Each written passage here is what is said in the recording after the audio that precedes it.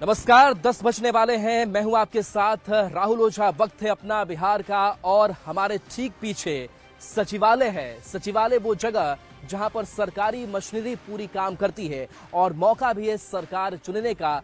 जनता के पास से मौका आया है। बिहार विधानसभा चुनाव की कवरेज में हम ग्राउंड पर उतर आए हैं और देखिए, चूंकि चुनावी वक्त है, चुनावी माहौल है, तो ऐसे में सियासी बयानबाजी भी होनी लाजमी है। और ऐसे में न्यूज 18 ने कॉन्क्लेव किया पूर्णिया में और इस कॉन्क्लेव के दौरान समाज कल्याण मंत्री मदन सहनी ने नेता प्रतिपक्ष तेजस्वी यादव पर तंज कस दिया। उन्होंने कहा कि मुख्यमंत्री नीतीश कुमार की ही कृपा से विपक्ष के नेता तेजस्वी यादव बने थे और आगे भी विपक्ष के नेता बने रहेंगे।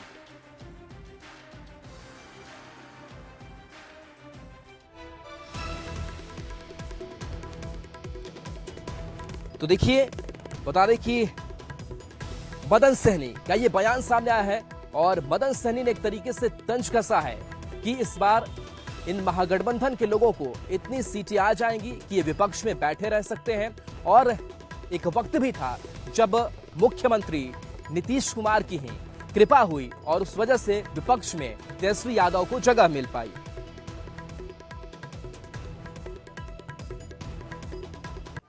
सभाएं कर रहे हैं तो हवा बनता है किसी पार्टी की। अभी आपको बिहार में किस तरह की हवा दिख रही है? हमको तो 20 साल से एक ही तरह का हवा दिखाई दे रहा है। विपक्ष कहीं नजर नहीं आ रहा है।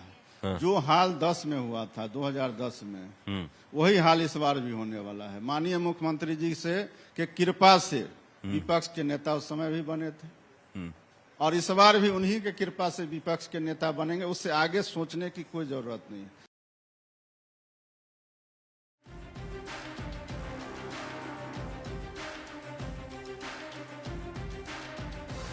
तो देखिए, ये बयान हमने आपको सुनाया समाज कल्याण मंत्री मदन सहनी का और मदन सहनी स्पष्ट रूप से ये कह रहे हैं कि ये वक्त था जब नीतीश कुमार की ही कृपा हुई। और देखिए, नीतीश कुमार की ही कृपा हुई कि विपक्ष के नेता बने और नीतीश कुमार ने तेजस्वी यादव को बहुत कुछ दिया है। उनका जो राजनीतिक कद है वो भी बढ़ा। तो देखिए, मदन सहनी के बयान पर आरजेडी और कांग्रेस नेताओं का क्या कुछ कहना है वो आपको सुनाते हैं। जिस सरकार में अपराध और अपराधियों का बोलबाला हो, जिस सरकार में भ्रष्टाचार को सदाचार और शिष्टाचार का रूप दे दिया गया हो, जिस सरकार में महिलाओं पर अत्याचार, उनके साथ यौनाचार की घटनाएं हो, जिस सरकार में नौजवानों को रोजगार मांगने पर उन्हें दौड़ा दौड़ा करके पीटा जाता हो, जिस सरकार में नफरत का बोलबाला हो, उस सरकार से बिहार की जनता मुक्ति चाहती है। बिहार की जनता के द्वारा जो इबारत लिख दी गई है उसको शायद मंत्री जी पढ़ नहीं पाए हैं। मदन सहनी जैसे लोग जब तेजस्वी यादव पर बयान दे रहे हैं, अरे खुद मदन सहनी की अपनी औकात क्या है? अपनी सीट निकाल लेंगे, अपनी ही सीट निकालने तो बहुत है। भाई साहब, एक बात स्पष्ट जान लीजिए कि जिस वोट बैंक से मदन सहनी वहां जीत रहे थे, वो वोट बैंक अब इंडिया गठबंधन के साथ आ गया है और मदन सहनी ने अपने क्षेत्र के लोगों के साथ जो धोखा किया है उसकी सजा उनके क्षेत्र में इस बार उनको मिलने जा रही है। टुकड़े टुकड़े में बंटे महागठबंधन में सीएम बनने की बात तो दूर, विपक्ष का नेता कौन बनेगा इस पर भी सवाल पैदा हो गया है। सवाल तेजस्वी यादव जी को भी लेकर है। विधानसभा चुनाव के पहले जिस प्रकार ठगों की जमात में सीट शेयरिंग को लेकर जो दंगल हो रहा है, उसने तेजस्वी यादव की विपक्ष के नेता की कुर्सी पर भी संकट के काले बादल मंडरा दिए। तेजस्वी यादव जी की स्थिति महागठबंधन के अंदर बहुत बुरी है। 2020 के विधानसभा के चुनाव में चेहरा मान लिए गए थे, लेकिन इस बार कांग्रेस पार्टी और वाम दलों ने साफ नकार दिया है। तो जिस चेहरे की स्वीकार्यता गठबंधन के अंदर नहीं है, उस चेहरे को भला बिहार के लोग कैसे स्वीकार कर सकते हैं? और देखिए, गुजरात के जूनागढ़ में राहुल गांधी का कार्यक्रम था और इस कार्यक्रम के दौरान कुछ ऐसा हुआ जिसके बाद से अब राहुल गांधी विवादों में आ गए हैं। राहुल गांधी के स्वागत में पाकिस्तानी गाना बज गया और इस पाकिस्तानी गाने बजने के बाद से बीजेपी ने इस पर सवाल उठाया है। बीजेपी ने बकायदा इस पर एक वीडियो भी जारी किया है और सवाल पूछा है कि यह आखिर पाकिस्तान प्रेम क्यों? क्योंकि जब आप किसी कार्यक्रम में जाते हैं पाकिस्तान का गाना क्यों वहां पर बजता है? तो इस पर बड़ा सवाल जो है वो बीजेपी की तरफ से उठाया गया है। बता दें कि बीजेपी प्रवक्ता प्रदीप भंडारी ने सोशल मीडिया प्लेटफॉर्म एक्स पर इसका वीडियो शेयर किया है और आरोप लगाया कि राहुल गांधी के स्वागत में पाकिस्तानी गाना बजा। राहुल गांधी जूनागढ़ गुजरात गए कांग्रेस के प्रशिक्षण शिविर में और गाना चल रहा है पाकिस्तानी जीत की लगन। मतलब गाना पाकिस्तान का है, पीपीटी म्यांमार की है, रहते मलेशिया में है, देश के सभी महत्वपूर्ण मुद्दों पर। तो देश के बाहर के नागरिक नहीं है राहुल गांधी। ऐसा लगता है जैसे कोई नागरिक विदेशी हो और वो छुट्टी मनाने के लिए भारत में आते। मतलब एक बार को जब वो गाना सुना तो ऐसा लगा कि कोई पाकिस्तान का नेता आया है पाकिस्तान की किसी रैली को एड्रेस करने। जब देखा तो पता चला ये तो राहुल गांधी है और ये देश भी भारत है और गुजरात का जूनागढ़ एरिया है। जिनके प्रशिक्षण में पाकिस्तानी गाना बज रहा हो, उनके स्वागत में, उनके आने में, वह प्रशिक्षण भी मुझे लगता है कि पाकिस्तान प्रेम का ही होता होगा। राहुल गांधी भारतीय कम और पाकिस्तानी नेता की तरह ज्यादा बर्ताव करते हैं या फिर किसी विदेशी की तरह ज्यादा बर्ताव करते हैं परस्पर उस व्यक्ति के जो कोई भारत का नेता हो। मुझे लगता है राष्ट्रभक्ति की बहुत कांग्रेस और पाकिस्तान का भाईचारा और सैयारा बहुत पुराना है। इसीलिए कहा जाता है ना कि कांग्रेस की एक ही पहचान, सेना का अपमान, पाकिस्तान को कहो भाईजान। कांग्रेस के शहजादे के स्वागत में गुजरात में पाकिस्तानी गाने बज रहे हैं। ये वही कांग्रेस है जो कटोरा लेकर पाकिस्तान गई थी कि भाई मोदी को हटाना है, समर्थन दे दीजिए। ये वही कांग्रेस पार्टी है जो 370 से लेकर surgical strike, Balakot air strike पर पाकिस्तान के सुर से सुर मिला रही थी। ये और पाकिस्तान का रिश्ता सैयारा बहुत पुराना है और इसीलिए कांग्रेस की एक ही पहचान, सेना के प्रमुख को कहो सड़क का गुंडा, सेना का करो अपमान और पाकिस्तान को कहो अपना भाईजान।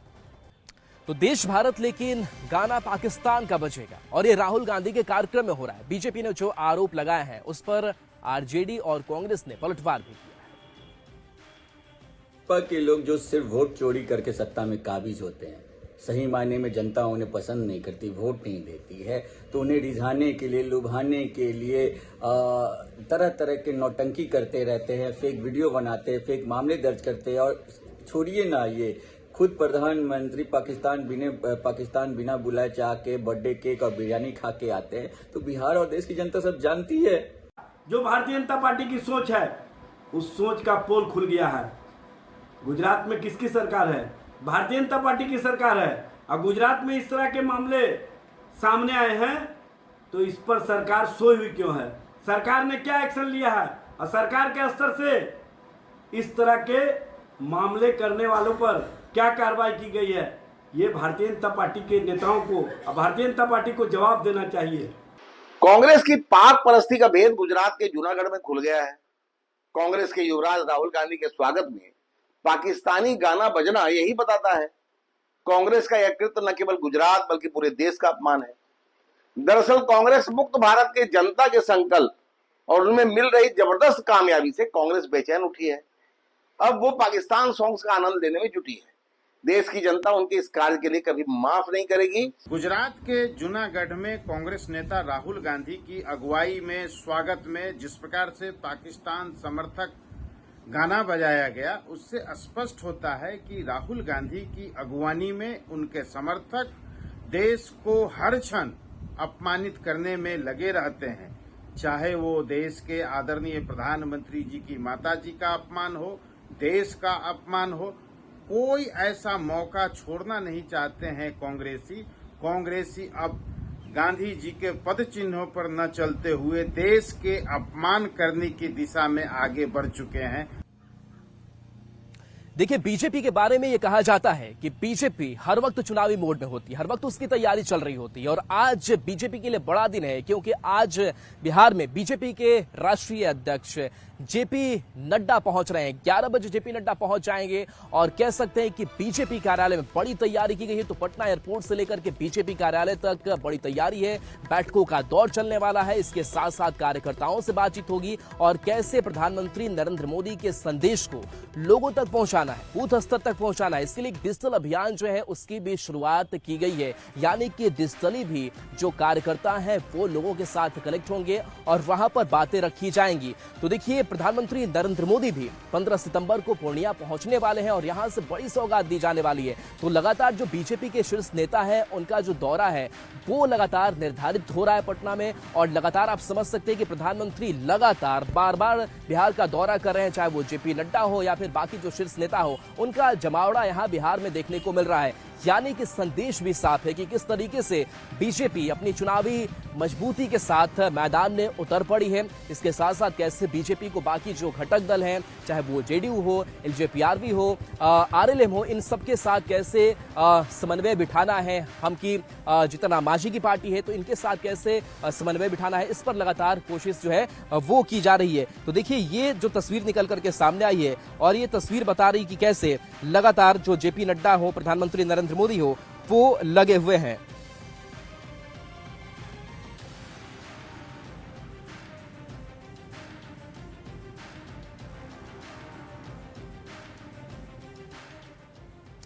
और देखिए, अब बात करते हैं तेज प्रताप यादव की। तेज प्रताप यादव जो एक सियासत का केंद्र इन दिनों बने हुए हैं, हालांकि आरजेडी से वो अलग हो चुके हैं, परिवार से अलग हो चुके हैं, लेकिन जब भी वो मंचों पर जा रहे हैं तो सीधे आरजेडी को चुनौती दे रहे हैं, तेजस्वी यादव को चुनौती दे रहे हैं और कह रहे हैं कि इस बार जो है वो कैसे जो बयार है वो तेज प्रताप यादव की चलनी है। तो देखिए, बिहार चुनाव से पहले सभी पार्टियों ने अपने अपने तरीके से तैयारी शुरू कर दी है और इस बीच लालू प्रसाद के बड़े बेटे तेज प्रताप यादव अपने छोटे भाई तेजस्वी के विधानसभा क्षेत्र राघोपुर पहुंच गए, वहां काफी एक्टिव भी हैं। कुछ दिन पहले वो राघोपुर के बाढ़ पीड़ितों के बीच राशन बांटने पहुंचे थे। अब उन्होंने अपने आवास पर बाढ़ पीड़ितों को खाना खिलाया और रुपए बांटे। इसका वीडियो टीम तेज प्रताप ने सोशल मीडिया पर शेयर किया है और पोस्ट में लिखा है कि राघोपुर विधानसभा में बाढ़ के कारण तबाह हो चुके कुछ लोग आवास पर आए। देर रात उनके लिए खाने रहने की व्यवस्था की गई, साथ साथ आर्थिक सहायता भी दी गई। वीडियो में तेज प्रताप ने सभी को 500-500 रुपए दिए। पैसे बांटने के बाद तेज प्रताप ने बाढ़ पीड़ितों से कहा सब लोग खाना खाकर जाना। फिर उन्होंने खुद से लोगों को खाना भी परोसा। चलिए माता, अंदर अंदर उस साइड आ जाए। देखो, ये आदमी मालिक बनने लायक है जिन्होंने घर का दरवाजा खोल दिया सब बाढ़ पीड़ितों के लिए। चलिए अरे चलिए माता, अंदर अंदर उस साइड आ जाए। आ जाओ बेटा, गेट से बुला लो। आ जाओ आ जाओ आ जाओ आ जाओ, सब लोग अंदर आ जाओ।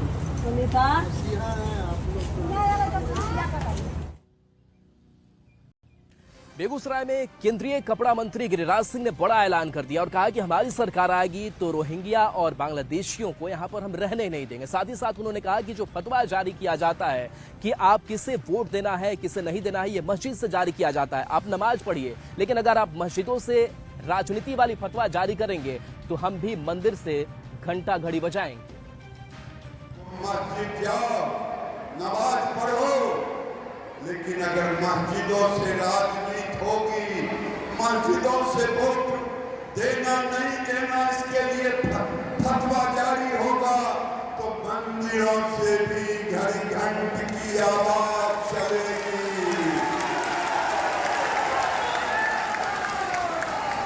मैं तो डंके की चोट पे कहता हूं, अगर अगली बार हमारी सरकार बनेगी ही तो एक एक बांग्लादेशी और रोहिंग्याओं को जो 71 से रह रहा है, धक्का मार के पहचान करके निकाल दिया जाएगा। और देखिए, बात करते हैं बीपीएससी 71वीं संयुक्त प्रारंभिक परीक्षा की। और इस परीक्षा का आयोजन जो है 37 जिलों में 912 परीक्षा केंद्रों पर किया जा रहा है। और इस परीक्षा को लेकर के अभ्यर्थी भी लगातार लगे हुए थे और आज उनके एग्जाम की बारी है। और ऐसे में अलग अलग राज्यों से भी बिहार में जो जुटान है वो इन बीपीएससी अभ्यर्थियों का हुआ है। कोशिश यही कि किस तरीके से एग्जाम अच्छा जाए और इसकी जीतोड़ कोशिश जो है वो लगातार पिछले कई महीनों से कर रहे थे। इस बीच बता दें कि बीपीएससी 71वीं संयुक्त प्रतियोगिता प्रारंभिक परीक्षा है और इस परीक्षा में 4,70,528 अभ्यर्थी शामिल हो रहे हैं। इसमें 1298 पदों पर बहाली होगी। दोपहर 12 से 2 बजे तक परीक्षा होनी है। इसके साथ साथ प्रशासन पूरी तरीके से मुस्तैद है। परीक्षा सेंटर पर सीसीटीवी के जरिए निगरानी भी रखी जा रही है। 71वीं की पीटी की परीक्षा आज पूरे बिहार में आयोजित की गई है। 37 जिलों में 912 केंद्र बनाए गए हैं, जहां बीपीएससी की 71वीं पीटी की परीक्षा आयोजित की गई है। अगर पटना की हम बात करें तो पटना में 70 केंद्रों पर आज बीपीएससी की पीटी की परीक्षा होनी है और उसके मद्देनजर यहाँ देख सकते हैं कि पटना में जगह जगह जहाँ केंद्र बनाए गए हैं वहाँ बीपीएससी के एग्जाम देने के लिए जो छात्र हैं वो पहुँचे हुए हैं। एग्जाम 12 बजे से 2 बजे तक होंगे, लेकिन 11 बजे के बाद परीक्षा केंद्र पर इनकी एंट्री नहीं होगी। 9:30 से एंट्री शुरू होगी और कई जो परीक्षार्थी वो यहाँ पहुँचे हैं, एग्जाम देने आए हैं। हाँ, एग्जाम देने हैं। कैसी तैयारी है? डर लग रहा है? अब तैयारी ठीक है। अब क्वेश्चन पेपर किस तरह का आएगा ये तो हम मतलब क्या कुछ दिया गया है कि आपको ब्लूटूथ लेके नहीं जाना है, मोबाइल लेके नहीं जाना है? क्या कोई भी इलेक्ट्रॉनिक डिवाइस लेके नहीं जाना है। जूता चप्पल पे भी रोक है? नहीं, जूता चप्पल तो एडमिट कार्ड में नहीं लिखा हुआ है। अच्छा, ये पहन के जा सकते हैं? हाँ, कोई भी इलेक्ट्रॉनिक डिवाइस लेके नहीं जाना है एग्जाम सेंटर में। और एग्जाम 2 घंटा पहले जाना है। 2 घंटा 11 बजे के बाद गेट बंद कर दिया जाएगा। बिल्कुल। तो यहाँ देख सकते हैं कि एग्जाम से पहले जो परीक्षार्थी हैं वो यहाँ बैठकर तैयारी कर रहे हैं, क्योंकि अंतिम समय है और लास्ट मोमेंट में फटाफट तैयारी भी ये लोग करते हैं। आपका भी एग्जाम है? एग्जाम है आपका? यस। कैसी तैयारी है? ठीक है। डर लग रहा है? नहीं, डर क्यों लगेगा। मतलब सारा आपने फॉलो किया है कि क्या कुछ लेके जाना है, अंदर नहीं जाना है? लेकर जाना है। एडमिट कार्ड, आधार कार्ड, आईडी प्रूफ चाहिए। पहले से ही आ गई 9:30 से? हाँ बिल्कुल। तो पहले से ही ये लोग आ गए हैं ताकि किसी को देर ना हो। आपका भी भैया एग्जाम है? कैसी तैयारी है? तैयारी अच्छी है। निकल जाएगा एग्जाम? वो तो पेपर आएगा तब पता चलेगा। वैसे तैयारी अच्छी है। तैयारी अच्छी जी है। तैयारी अच्छी है। बिल्कुल। तो कदाचार मुक्त परीक्षा की पूरी तैयारी की गई है और यहाँ पर देख सकते हैं कि पटना में जितने भी सेंटर हैं वहाँ पर जो परीक्षार्थी हैं सुबह से ही लगातार आ रहे हैं। विनीता मिश्रा, न्यूज़ 18 पटना। अब देखिए मुजफ्फरपुर में किस तरीके से बीपीएससी 71वीं प्रतियोगिता परीक्षा चल रही है उसका भी हाल हम बताते हैं। सुबह से ही एग्जाम सेंटर पर जो अभ्यर्थी है वो पहुंचे और इन सब के बीच अगर मुजफ्फरपुर की बात करें तो 32 परीक्षा केंद्र यहां पर बनाए गए हैं। जिला प्रशासन ने पूरी पुख्ता तैयारी कर रखी है और जो एंट्री है वो भी कह सकते हैं कि पूरी सुरक्षा व्यवस्था के बीच दी गई। एक एक चीज़ों की जांच की गई और किसी भी तरीके से जो इलेक्ट्रॉनिक गैजेट्स है वो आपको लेकर के नहीं जाने हैं। साथ ही साथ जो OMR शीट आप भरेंगे उसमें आप जो अपना आंसर करेंगे उस पर भी निगाह जो है वो बनी रहेगी। यानी कि 50% से अगर कम आपका OMR शीट भरा होता है तो आपको संदिग्ध की सूची में डाल दिया जाएगा। इस बार कुछ जो पैटर्न है उसमें भी बदलाव किया गया कि किस तरीके से परीक्षा में सख्ती बरती जाए और ये परीक्षा जो है वो बिल्कुल बिना नकल के हो सके और बिल्कुल सही तरीके से हो सके।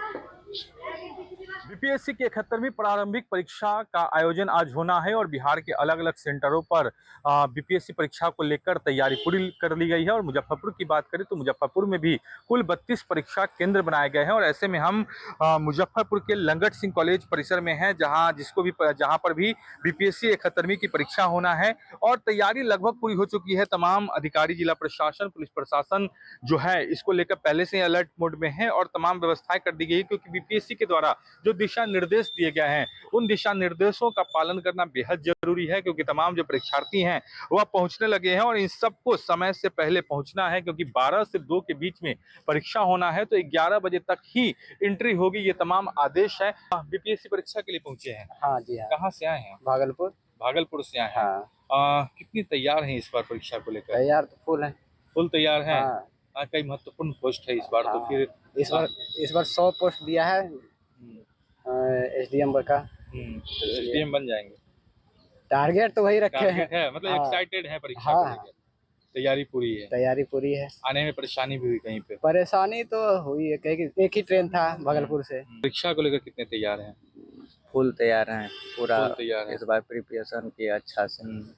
तो ये पीटी निकल जाएगा उसके बाद मतलब वो भी निकल जाएगा। हाँ, मेंस का भी तैयारी करेंगे आगे। पहले पीटी का एग्जाम दे रहे हैं, उसके बाद अच्छा से एग्जाम जाएगा, निकल जाएगा, उसके बाद मेंस का करेंगे। परीक्षा है तो आना ही पड़ेगा, लेकिन इतना दूर नहीं देना चाहिए सेंटर। इसका कारण है कि आने में जो हरासमेंट होता है ना उससे क्या होता है कि एग्जाम खराब हो सकता है। और ये बहुत अच्छा किया था सरकार ने कि 100 रुपया तो फॉर्म की कीमत कर दी है, बट कंडीशन यहाँ पे ये है कि फॉर्म भरने से पहले बच्चा ये सोचते हैं कि फॉर्म जो भरे हैं एग्जाम देने के लिए कहाँ जाना होगा हमको। अगर 2 से अगर होता है कि अगल बगल का डिस्ट्रिक्ट नियरेस्ट डिस्ट्रिक्ट के आसपास 2-3 डिस्ट्रिक्ट का कवर है तो ठीक है। यहाँ के मतलब दे दिए 6-7 डिस्ट्रिक्ट खड़ा करके। सबसे खास बात की तमाम अधिकारियों को विभिन्न दिशा निर्देश दिए गए हैं, खासकर जो एडीएम और डीएसपी लेवल के लोग हैं, जो अधिकारी हैं, उन सबको लॉ एंड ऑर्डर को लेकर विशेष दिशा निर्देश दिए गए हैं। साथ ही साथ तमाम परीक्षा केंद्र पर बीएनएसएस की धारा 163 लगाई गई है, यानी किसी भी तरीके से कोई परेशानी न हो परीक्षार्थियों को, ये तमाम चीजों का विशेष ख्याल रखा जा रहा है। मुजफ्फरपुर से न्यूज 18 के लिए प्रियांक सौरभ। तो चलिए, बीपीएससी एग्जाम को लेकर के क्या तैयारियां हैं और किस तरीके से एग्जाम पूरा कंडक्ट किया जा रहा है, उसकी जानकारी हमने आपको दी। और देखिए, न्यूज 18 बिहार झारखंड पर इलेक्शन से जुड़ी भी हर एक अपडेट आप तक हम लगातार पहुंचा रहे हैं। और आगे आप देखिए जोहार झारखंड स्टूडियो से सहयोगी लक्ष्मी के साथ।